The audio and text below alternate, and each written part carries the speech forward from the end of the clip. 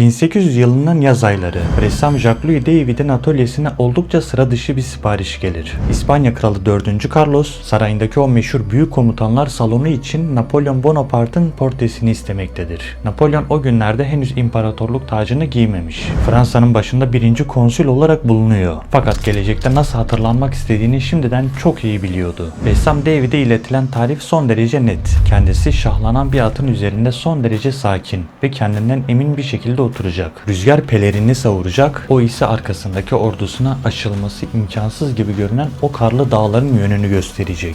Atın ayaklarının altındaki kayalara ise 3 isim yazılacak: Hannibal, Charlemagne ve Bonaparte. Napolyon bu ufak detayla kendisini Alpleri aşan o iki efsane fatihin hemen yanına yerleştiriyor. Ancak resmi hayata geçirmek isteyen David'in çözmesi gereken küçük bir sorun var. Napolyon portre için poz vermeyi kesinlikle reddediyor. Ressam da çareyi onun yüzünü eski bir büstten kopyalamakta buluyor. Marengo'da giydiği o meşhur üniforma sıradan bir mankenin üzerine geçiriliyor. Atın üzerindeki o kararlı duruşu yakalayabilmek içinse David'in kendi oğlu saatlerce poz veriyor. Nihayetinde ortaya çıkan o tablo bugün hepimizin çok iyi bildiği o ikonik kahraman görüntüsüne dönüşüyor. Dizginleri tek eliyle kavrayan bir adam, korkudan şahlanan bir hayvan ve tüm orduya yol gösteren kararlı bir parmak. Fakat bu resimdeki en önemli detay tuvalin üzerinde duranlar değil. Asıl mesele o tuvalden nelerin dışarıda bırakıldığı. Çünkü Napolyon Alpleri asla bu şekilde geçmedi. Gerçekte sade bir askeri kıyafet vardı. Altında şahlanan asil bir savaş atı değil, dar ve dik dağ yollarında çok daha güvenli yürüyebilen bir katır bulunuyordu. Üstelik o katırın yollarını da yerel bir dağ rehberi tutuyordu. Evet, Napolyon o dağları gerçekten aştı. Fakat bugün hafızalarımıza kazınan o sahneyle gerçekte yaşananlar tamamen farklıydı. Aradan 2 asırdan fazla zaman geçti. Katır tamamen unutuldu. O soğukta yolları tutan rehberin yüzünü bugün kimse bilmiyor. Dağları aşan binlerce asker ise tablonun arka planında belirsiz birkaç küçük gölgeden ibaret. Peki tarih boyunca milyonlarca insanın omuz omuza verdiği devasa mücadeleleri tek bir kişinin iradesiyle açıklamak neden bize bu kadar doğal geliyor? Ve neden her çağ kendi kahramanlarını elleriyle yıkmasına rağmen nihayetinde kahramansız kalamıyor? David'in ünlü tablosu sadece askeri bir zaferin kutlaması değildi. Aslında Fransa'nın tam ortasında duran o devasa belirsizliğe verilen çok net bir cevaptı. 1789 yılında patlak veren devrim ülkedeki tüm eski düzeni darmadağın etmişti. Monarşi yıkılmış, kral giyotine gönderilmiş. Hatta devrimin öncüleri bile zamanla birbirini idam ettirir hale gelmişti. Sonrasında başa geçen hükümetler ise ne ekonomiyi toparlayabildi ne de ülkeyi bitmek bilmeyen savaş sarmalından çıkarabildi. Devrim kitlelere yeni haklar, büyük umutlar vaat etmişti etmesine ama aynı zamanda geleceğin nasıl inşa edileceğine dair bilinen tüm eski yanıtları da hafızadan silmişti. Napolyon işte tam olarak bu boşluğun içine sızdı. 1799 yılındaki darbeyle yönetimin tam merkezine oturduğunda kendisini halka sadece cephelerde başarı kazanmış bir asker olarak tanıtmadı. O sonsuz tartışmaların ve kargaşanın arasından sıyrılıp tek başına karar alabilen o kararlı iradeydi. Birbirine zerre kadar güvenmeyen grupların arasında düzeni yeniden tesis edebilecek yegane güç olduğunu savunuyordu. Ertesi yıl ordusunu Alplerden geçirip İtalya'da Avusturya kuvvetlerini Marengo'da bozguna uğratması bu siyasi anlatının ihtiyaç duyduğu o görkemli sahneyi altın tepside sundu. Süreç artık kitleler için son derece basitleşmişti. Fransa dağılmıştı. Sahneye Napolyon çıkmıştı ve ülke yeniden ayağa kalkıyordu. Oysa o dondurucu Alpler geçidini aşan tek bir insan değildi. Yaklaşık 40.000 kişilik bir ordunun o dağlarda ilerleyebilmesi için haftalarca yollar incelendi. Tonlarca erzak taşındı, binlerce binek hayvanı organize edildi ve devasa toplar dağ yollarından insan gücüyle aşırtıldı. Ordunun önünde tecrübeli generaller, gerisinde ise isimsiz zanaatkarlar, sağlık personelleri, yerel rehberler ve lojistik ekipleri bulunuyordu. Fakat tüm bu binlerce ismi, bu devasa organizasyonu hafızada tutmak çok zordur. Tek bir adamın kararlı yüzünü hatırlamak ise çok daha kolaydır. Napolyon'un asıl dehası sadece büyük bir orduyu yönetme yeteneğinde gizli değildi. Bu devasa insan hareketliliğini milyonların zihninde tek bir kişisel başarı hikayesine dönüştürmeyi çok iyi biliyordu. Napolyon imajın ve algının gücünü David'in tablosundan çok önce fark etmişti. 1796'da İtalya seferine çıktığında Fransa'da onu henüz kimse tanımıyordu. Savaşlardan gelecek haberler Paris'teki hükümetin masasına sadece kuru birer askeri rapor olarak düşebilirdi. Ama Napolyon adının nasıl hatırlanacağını şansa bırakmak istemedi. Daha cephedeyken doğrudan kendi kontrolünde olan gazeteler kurdurdu. Bu gazeteler hem askerlerin moralini yüksek tutuyor hem de Paris'teki halka genç bir dehanın yaklaştığını fısıldıyordu. 1797 yazında çıkan gazete sadece savaşın gidişatını anlatan kuru bir bülten değildi. Sayfaları açanlar ordudan çok Napolyon'un kendisini görüyordu. Haberler ordunun başarısını komutanın hızıyla, onun her yerde aynı anda bulunabilen sıra dışı yeteneğiyle açıklıyordu. Bu sayfalar önce cephede dağıtılıyor. Hemen ardından Paris'e gönderilip oradaki büyük gazetelerde aynen basılıyordu. Napolyon kendi elleriyle çizdiği bir karakteri gönderiyordu. Gazetelerin arkasından resmi bildiriler, madalyalar, resimler geldi. Her biri Napolyon'u başka bir rolde gösteriyordu. Askerin yanındaki babacan komutan, düşmanı şaşırtan deha, devrimi koruyan devlet adamı ya da kargaşayı bitirecek kurtarıcı. Bu görüntülerin hiçbiri tamamen uydurma değildi. Ortada gerçekten kazanılmış büyük savaşlar ve sıra dışı bir askeri yetenek vardı. Ama propaganda her zaman sıfırdan bir yalan üretmez. Çoğu zaman gerçeğin içinden işine yarayan parçaları seçer. Alpleri aşan koca ordunun içinden Napolyon'u alır. Altındaki katırı atla değiştirir. Yol gösteren rehberi siler. Binlerce insanı görünmez yapar. Ve geriye kalan o tek bir parçayı yaşanan olayın tamamıymış gibi büyütür. David'in tablosu bu yüzden basit bir yalandan çok daha etkiliydi. Çünkü Napolyon o dağları gerçekten geçmişti. Resim sadece bu geçişin bütün yükünü tek bir bedene yüklüyordu. İşte kahraman tam olarak böyle doğar. Gerçek insanın tamamen yok edilmesiyle değil, onun içinde bulunduğu o kalabalığın içinden çekilip yaşanan her şeyin tek sebebi haline getirilmesiyle. Fakat bu yöntemin çalışması için sadece iyi bir ressam veya güçlü bir propaganda yetmez. İnsanların da o hikayeyi almaya hazır olması gerekir. Fransızlar o dönem sadece doğru savaş haberleri aramıyordu. Devrimden sonra nereye gideceklerini gösterecek bir yüz istiyorlardı. Napolyon da onlara tam olarak bu yüzü verdi. Napolyon'un kurguladığı bu büyük anlatı bir süre boyunca gerçeklikle mükemmel bir uyum içinde ilerler. Cepheden gelen her yeni zafer haberi, David'in fırçasından çıkan o görkemli resmi kitlelerin gözünde daha da inandırıcı kılar. Fransa'nın mutlak yöneticisi iken kendisini imparator ilan eder. Ordularını Avrupa'nın bir ucundan diğer ucuna yürütür. Yeni yasalar yazdırır ve kurumları baştan aşağı değiştirir. Ancak başarıyı tek bir insanın üstün iradesine bağlayan bu parıltılı anlatının son derece tehlikeli bir zayıflığı vardır. Eğer tüm zaferlerin yegane mimarı tek bir kişi ise kaçınılmaz yenilginin faturası da doğrudan aynı adrese kesilecektir. 1812 yılında Rusya'nın derinliklerine giren o devasa ordu birkaç ay içinde açlığın, salgın hastalıkların, dondurucu soğuğun ve lojistik çökmelerin ortasında paramparça olur. 1815'teki Vaturlu bozgunuysa Napolyon'un iktidarını tamamen sona erdirir. Artık o görkemli savaş atı şahlanmamaktadır. Dizginleri sımsıkı tuttuğu söylenen o adam olayların kaotik yönünü değiştirmeyi başaramamıştır. Tahtından indirilen eski imparator Avrupa'dan binlerce kilometre uzaktaki Saint Helena adasına sürgüne gönderilir. Burada artık ne emrini bekleyen orduları vardı,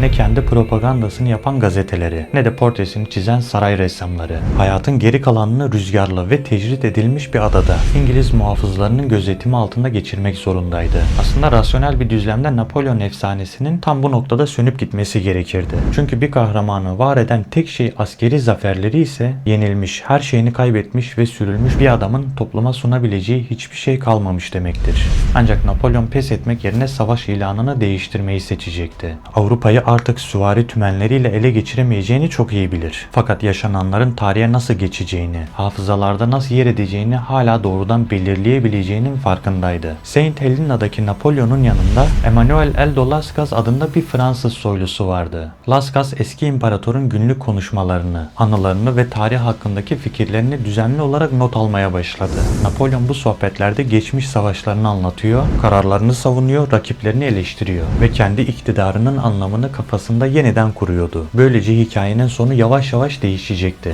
Karşımızda artık imparatorluğunu kaybetmiş saldırgan bir hükümdar yoktu. Kendisini Fransız devriminin fikirlerini Avrupa'ya taşıyan modern bir lider gibi sunuyordu. Düşüşü de kendi hatalarının sonucu değil, eski krallıkların ve İngiltere'nin onu susturmak için kurduğu o büyük ittifakın bir sonucuydu. Eskiden şahlanan o atın üzerindeydi. Şimdi ise kayaya zincirlenmiş mitolojik kahraman Prometheus gibiydi. Bir zamanlar insanlara askeri gücünü göstererek kahraman olan bu adam, Saint Helena'da çektiği sürgün acısı üzerinden kahramanlığını çok daha kalıcı bir zemine taşıdı. Lascaz adadan ayrıldıktan ve Napolyon öldükten sonra bu kayıtlar Memorial de Saint Helen adıyla yayımlandı. 1823'te çıkan kitap kısa sürede büyük bir başarı yakaladı ve Avrupa'nın farklı dillerine çevrildi. Kitap Napolyon'un sürgündeki konuşmalarını milyonlarca insanın okuyabileceği siyasi bir vasiyete dönüştürmüştü. Daha sonraki araştırmalar bu metnin aslında tarafsız bir günlük olmadığını ortaya koyacaktı. Konuşmalar düzenlenmiş, bazı bölümler değiştirilmiş ve Napolyon imajı bilinçli şekilde güçlendirilmişti. güçlendirilmişti. Ama kitap tam da bunu yaptığı için işe yaradı. Okuyucunun karşısına dünyanın anlayamadığı ve düşmanlarının korkudan bir adaya hapsettiği büyük bir adam çıkarıyordu. Napolyon gerçek iktidarını kaybetmişti. Ama yenilgisi ona çok daha sarsılmaz bir güç verdi. Artık gündelik kararlarının pratik sonuçlarıyla değil, kendi anlattığı hayatın bütünüyle yargılanıyordu. Yaşayan bir liderle her zaman mücadele edilir. Vergileri, savaşları ve hataları net bir şekilde görülür. Ölü veya uzaktaki kahramansa yavaş yavaş tüm bu insani detaylardan arınır. İnsan olmaktan çıkar. Bir dönemin kaybettiği o büyüklüğün sembolü haline gelir. Fransa'da Napolyon'u hiç görmemiş, yepyeni bir nesil büyüyordu. Onlar imparatorluğun yıkıcı savaşlarını bizzat yaşamamıştı. Ama şarkılarda, resimlerde ve Saint Helena'dan gelen o hikayelerde yenilmez komutanı öğreniyorlardı. Gerçek Napolyon tarih sahnesinden çekildikçe arkasında bıraktığı efsane daha da büyüyordu. Napolyon 1821 yılında Saint Helena'da öldü ve o uzak adaya gömüldü. Ama bedeni orada kalırken yarattığı hikaye Fransa'da yaşamaya devam etti. Aradan yaklaşık 20 yıl geçti. Fransa'nın başında Kral Louis Philippe vardı. Yeni monarşinin toplumdaki farklı grupları bir araya getirmekte zorlandığı bir dönemdi. Hükümet tam da bu sırada oldukça riskli bir karar aldı. Napolyon'un kemiklerini Saint Helena'dan getirip Paris'e gömeceklerdi. Hükümet devrimin ve imparatorluğun o fırtınalı geçmişini kendi yönetimiyle barıştırmak istiyordu. Plan basitti. Napolyon'un sönmeyen şöhretinden bir parça alıp monarşiyi güçlendireceklerdi. Bölünmüş ülkeyi ortak bir tarihsel büyüklük etrafında birleştirmeyi umuyorlardı. 15 Aralık 1840 günü Napolyon'un tabutu nihayet Paris'e ulaştı. Onu taşıyan görkemli arabayı 16 siyah at çekiyordu. Cenaze alayı Zafer Takı'nın altından geçti. Şanzelize boyunca ilerledi ve Les Invalides ulaştı. Yol boyunca caddeleri devasa kalabalıklar doldurmuştu. O gün sokaklarda bekleyen insanların büyük kısmı Napolyon hayattayken henüz doğmamıştı bile. Yani bizzat hatırladıkları eski bir lideri karşılamıyorlardı. Çocukluklarından beri dinledikleri efsaneleşmiş bir kahramanı bekliyorlardı. Hükümet ölü bir adamın şöhretini kullanmak istemişti. Ama kalabalığın sahip çıktığı Napolyon öyle saraydan kolayca yönetilebilecek uysal bir simge değildi. Tabuta bakan herkes orada tamamen farklı bir şey görüyordu. Kimi devrimin getirdiği başarıları ve eşitliği görüyordu. Kimi Fransa'nın kaybettiği askeri gücünü. Kimi yetenekli olanın yükselebildiği o meritokratik düzeni özlüyordu. Kimi de tüm Avrupa'yı hükmeden mağrur bir ülkenin geçmişini. Aynı tabuta bakan insanlar kendi içindeki eksikliği ve umudu o tabutun üzerine yerleştiriyordu. Bu görkemli törenin yapıldığı 1840 yılında denizin diğer tarafında, yani Londra'da İskoç bir tarihçi de kürsüdeydi. Adı Thomas Carlyle. Carlyle dinleyicilerine tarihin aslında sadece büyük insanların hayat hikayesinden ibaret olduğunu anlatıyordu. Mitler, peygamberler, şairler, krallar ve komutanlar. Ona göre her çağın kahramanı değişebilirdi. Ama tarihin asıl motoru her zaman bu sıra dışı insanlardı. Ve Carlyle'ın o günlerde anlattığı son büyük figürlerden biri yine Napolyon'du. Aynı yıl iki farklı ülkede aynı düşünce sahneye çıkmıştı. Londra'da insanlar tarihin büyük adamlar tarafından yapıldığını dinlerken Paris'te yüz binlerce insan 20 yıl önce ölmüş bir komutanın tabutunun arkasından yürüyordu. Kahraman artık sadece propaganda ürünü değildi. Toplumun geçmişi anlamak ve geleceğe yön vermek için kullandığı güçlü bir araca dönüşmüştü. Ama Carlyle'ın bu teorisinin önünde büyük bir sorun vardı. Eğer Napolyon tarihi tek başına yaptıysa Rusya seferini neden kaybetmişti? Waterloo'da dizginler neden ellerinin arasından kayıp gitmişti? Carlyle'ın bu görkemli teorisinden birkaç 10 yıl sonra Rusya'nın derinliklerinden yepyeni ve sarsıcı bir itiraz yükselir. Tolstoy Savaş ve Barış'ın sayfaları arasında Napolyon'un o dokunulmaz kahramanlık mitine doğrudan savaş açar. Tolstoy'un kurguladığı savaş meydanlarında komutanlar elbette emirler yağdırır. Ancak o talimatlar cephenin en ön saflarına ulaşana kadar bütün koşullar çoktan değişmiş olur. Bir birlik emri tamamen yanlış anlar. Diğeri top seslerinden hiçbir şey duymaz. Bir başka asker ise sadece o anki ölüm korkusuyla plandan tamamen farklı bir yöne savrulur. Hava şartları, diz boyu çamur, açlık, iletişim kopuklukları ve o büyük tesadüfler zinciri. Komutanların o sıcak çadırlarında masa başında çizdikleri tüm kusursuz planları darmadağın eder. Tolstoy'a göre tarihçilerin asıl büyük yanılgısı tam olarak burada başlar. Olaylar olup bittikten sonra ortaya çıkan sonucu geriye dönüp tek bir kişinin üstün iradesiyle açıklamaya kalkarlar. Meydandaki milyonlarca küçük bağımsız ve kaotik hareketi tamamen görmezden gelip sahnede en çok parlayan, en görünür olan adamı her şeyin tek sebebi sahibi ilan ederler. Tolstoy'un gözünden Napolyon koca bir nehrin yönünü tek başına değiştiren o kudretli adam değildir. O sadece nehrin o vahşi akıntısı üzerinde sürüklenen fakat dışarıdan bakıldığında akıntıyı yönetiyormuş illüzyonu yaratan bir figürden ibarettir. Savaş ve Barış'ın sayfaları bu büyük adam tarih anlayışının açık bir reddidir. Büyük tarihsel olaylar sadece yüz binlerce sıradan insanın bireysel hareketlerinin bir toplamından doğar. Bu rasyonel itiraz tarihsel olarak son derece sağlam bir zemine oturuyor. Hiçbir devasa orduyu tek bir insanın omuzları taşıyamaz. Hiçbir devlet mekanizması sadece tek bir zihnin kusursuz kararlarıyla işlemez. Hiçbir küresel şirketi büyük bir devrimi ya da köklü bir toplumsal dönüşümü tek bir kişi tek başına var edemez. Ancak Tolstoy'un bu soğukkanlı ve mantıklı cevabı ortadaki asıl gizemi çözmeye yetmiyor. Eğer büyük insanlar o görkemli tarihi tek başlarına yapmıyorsa, kitleler neden inatla o tarihi sadece onların isimleriyle anlatmaya devam ediyor? Neden Napolyon'un ölümünden 20 yıl sonra bütün Paris o ölü adamı karşılamak için devasa bir törenle ayağa kalkıyor? Onu hayatında bir kez bile görmemiş o yüz binlerce insan dondurucu bir Aralık gününde neden o tabutun arkasında yürüyor? O gücün asıl kaynağını bulmak için kahramanın kendisine değil, onu omuzlarında taşıyan o kalabalıkların neye açlık duyduğuna bakmak gerekiyor. Modern liderlik araştırmaları güçlü bir liderin sadece cesur, zeki ya da karizmatik olduğu için peşinden gidilmediğini gösteriyor. İşin sırrı kitlelerin o kişiye baktığında kendinden bir şeyler bulabilmesinde yatıyor. Bir lider o topluluğun biz derken hissettiği ortak kimliği ne kadar güçlü temsil edebilirse o kadar büyük bir güç kazanıyor. Bu noktada liderin gerçekten sıradan insanlarla birebir aynı olması gerekmiyor. Kitlelerin dönüşmek istediği o ideal hali temsil etmesi yetiyor. Daha kararlı, daha cesur ya da daha tutarlı bir duruş. Kısacası toplumun kendisinde görmek istediği tüm o güçlü özellikleri tek bir bedende birleştiriyor. 128 farklı örneklemi ve 32 binden fazla katılımcıyı inceleyen geniş kapsamlı bir meta analizde bu durumu net bir şekilde doğruluyor. Bir liderin grubu ne kadar güçlü temsil ettiği algısı, kitlelerin ona değer vermesi ve onu takip etmesiyle doğrudan bağlantılı. İşte David'in o meşhur tablosu bu yüzden sadece Napolyon'u yüceltmekle kalmıyordu. Aslında Fransa'ya kendi gücünü ve ihtişamını yansıtan bir ayna tutuyordu. Devrimle eski düzeni yerle bir etmiş. Avrupa'nın devasa ordularına tek başına meydan okumuş. En aşılmaz engelleri aşarak kendi kaderini ellerine almış bir ülke imajı. Şahlanan o atın üzerindeki adam Fransızların kendisi değildi elbette. Ama o dönem Fransa'nın ne olduğuna, neye dönüşmesi gerektiğine dair inanmak istedikleri ortak düşüncenin beden bulmuş haliydi. Toplumsal belirsizlik anlarında bu psikolojik arayış çok daha hayati bir boyuta ulaşıyor. Yapılan çalışmalar gelecekleri hakkında yoğun bir belirsizlik ve kaygı yaşayan kitlelerin kararlı ve otoriter olarak gördükleri liderlere çok daha sıkı bağlandığını gösteriyor. İlginç olan şu ki bu liderleri hayatımızdaki o belirsizliği tamamen yok ettikleri için seçmiyoruz. Sadece o kaosun tam ortasında bile ne yapacağını biliyormuş gibi hareket edebildikleri için onların etrafında toplanıyoruz. Kahramanlık olgusu üzerine yapılan diğer araştırmalar da kitlelerin bu figürlerden temelde 3 net beklentisi olduğunu gösteriyor. Kendilerine daha güçlü ve umutlu hissetmeleri, kriz anlarında nasıl davranmaları gerektiğine dair somut bir örnek sunmaları ve tehditler karşısında sarsılmaz bir koruma hissi yaratmaları. İşte bu 3 temel ihtiyaç tarihin farklı dönemlerinde neden bambaşka kahramanların sahneye çıktığını da çok iyi açıklıyor. Gılgamış'ın destanı en güçlü kralın bile ölüm karşısındaki çaresizliğiyle şekillenmişti. Büyük İskender Doğu seferine çıkarken kendisini mitolojik kahraman Akileus'la özdeşleştirmişti ve gidip onun Troya'daki mezarını ziyaret etmişti.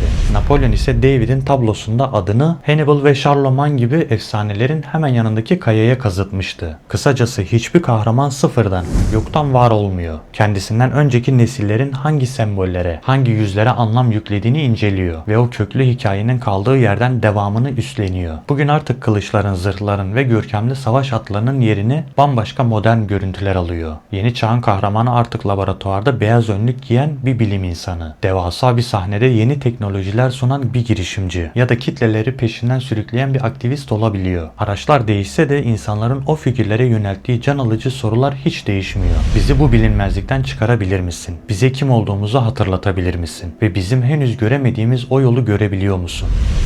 İnsanlık sadece önünde duran bir kahramanı takip etmiyor aslında. Derin kaygılarına, korkularına ve arzularına yanıt veren sıradan birini kendi elleriyle kahramana dönüştürüyor. Lider kitleye sadece bir taslak, bir görüntü sunuyor. Toplumsa o görüntünün içindeki tüm boşlukları kendi inancıyla tamamlıyor. Sonunda etten kemikten o gerçek insanla toplumun ihtiyaç duyduğu o hayali karakter arasındaki tüm mesafe kapanıyor ve ortaya ikisinden de çok daha büyük, sarsılmaz bir efsane çıkıyor. Kahramanların aslında çok net bir işlevi var. Dağılmış bir toplumsal enerjiyi tek bir ortak hedefe yönlendirebiliyorlar. Zor zamanlarda insanlara cesaret verip imkansız görünen şeylerin yapılabileceğini gösteriyorlar. Napolyon'un askeri ve idari dehasını sadece bir propaganda malzemesi olarak görmek ne kadar yanlışsa, onun arkasındaki milyonlarca insanı yok sayıp koca bir dönemi tek başına yazdığını söylemek de o kadar eksik bir bakış açısı. Asıl sorun kahramanın varlığı değil. Problem o insanın temsil ettiği sembolle insanın kendisini birbirine karıştırmaya başladığımızda çıkıyor. Bir ülkenin bütün başarılarını tek bir liderin hanesine yazdığımızda o başarıyı var eden kurumları ve toplumu görünmez kalıyoruz. Bir şirketin yaptığı tüm devrimleri sadece kurucusunun dehasıyla açıkladığımızda mühendisleri, çalışanları, kamu araştırmalarını ve geçmişten gelen bilgi birikimini hikayeden tamamen siliyoruz. Girişimcilik üzerine yapılan araştırmalar da tam olarak buna dikkat çekiyor. Dev şirketlerin tek bir kahraman girişimci tarafından kurulduğu anlatısı aslında ortaklaşa ilerleyen o üretim sürecinin üzerine örtüyor. İşin daha tehlikeli boyutu ise kahraman grubun kimliği haline geldiğinde yaşanıyor. Artık o lidere yapılan en ufak bir eleştiri sıradan bir eleştiri gibi algılanmıyor. İnsanlar bunu doğrudan kendi geçmişlerine, değerlerine ya da aidiyetlerine yapılmış bir saldırı olarak görüyor. Bu noktadan sonra lider topluma yön gösteren bir rehber olmaktan çıkıyor. Toplumun kendisini tarttığı bir ölçü haline geliyor.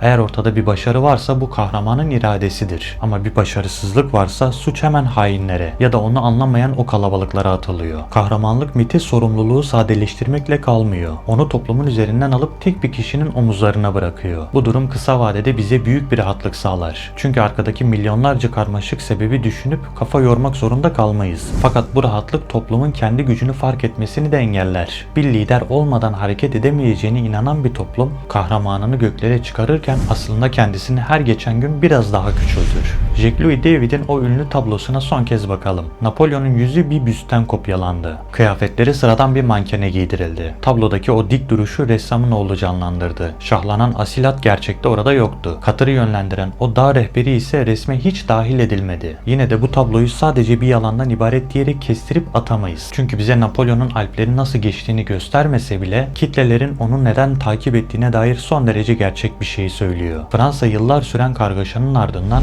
dizginleri sıkı sıkıya tutan birini görmek istiyordu. Napolyon bu imajı sundu. Ressam onu çizdi. Gazeteler çoğalttı. Sürgündeki anılar ise onu baştan yazdı. Ve en sonunda onu hayatında hiç görmemiş insanlar tabutunu Paris'e geri getirdi. Yani kahramanı tek başına Napolyon yaratmadı. Onu kahramana dönüştüren şey kalabalıkların birinin o dizginleri tuttuğuna inanma ihtiyacıydı. Napolyon'u Alplerden fiziki olarak bir katır geçirdi. Ama onu tarihe taşıyan şey kesinlikle o hayali attı. Çünkü insanlık kahramanları sadece harika işler başardıkları için seçmiyor. Kendi korkularına bir yön, kendi umutlarına somut bir yüz bulabilmek için onları bizzat kendisi üretiyor. Peki biz bugün kendi hayatımızda kimlerin katırlarını görmezden gelip hangi hayali atların peşinden gidiyoruz?